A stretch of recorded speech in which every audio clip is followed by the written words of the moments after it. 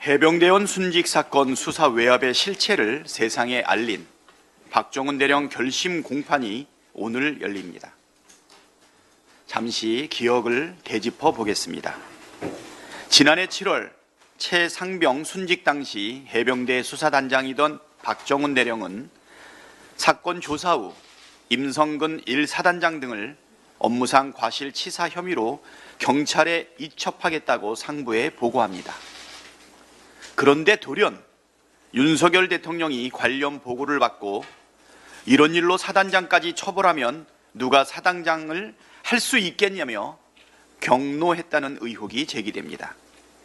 이 유명한 대통령 경로설 직후 상황은 급반전합니다.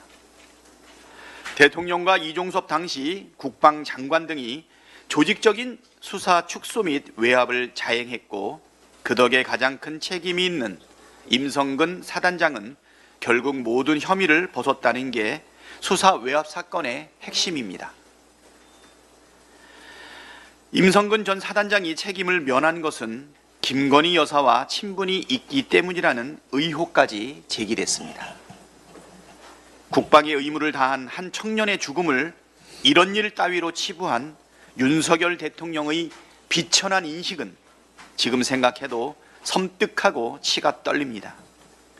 국가안보를 최고의 가치로 삼아야 할 군 수뇌부가 제 몸 하나 살자고 온갖 더럽고 부당한 압력을 가한 것은 결코 용서받지 못할 범죄입니다. 민주당은 해병대원 특검법을 21대 국회에서 한 번, 22대 국회에서 두 번 의결했지만 윤석열 대통령의 거부권에 가로막혀 결국 폐기됐습니다. 그러나 진상규명을 우리는 포기할 수 없습니다. 저희는 지난 6월에 해병대원 순직 사건 국정조사 요구서를 제출했습니다.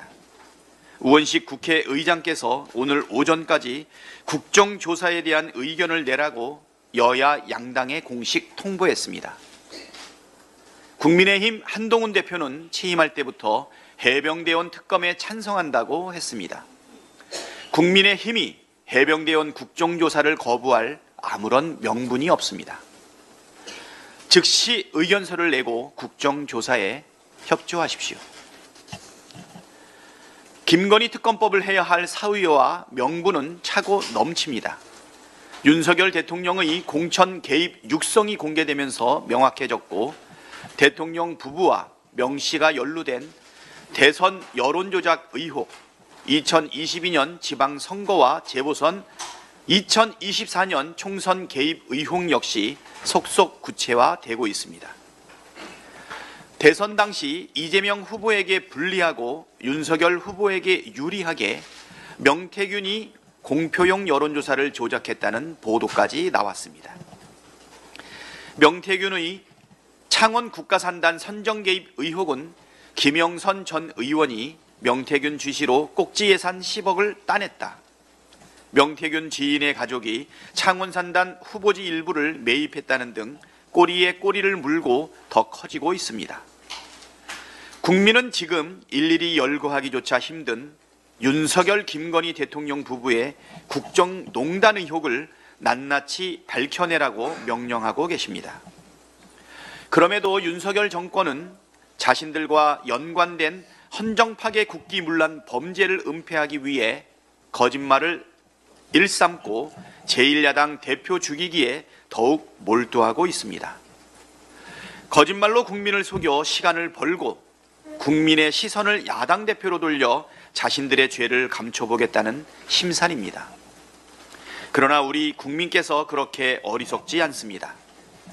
야당을 탄압하면 할수록 김건희를 특검하라는 목소리는 더욱 커질 것입니다.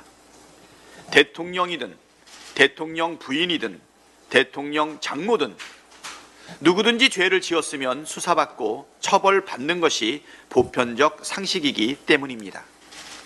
윤석열 대통령이 특검 거부권 행사 시기를 저울질하고 있다고 합니다.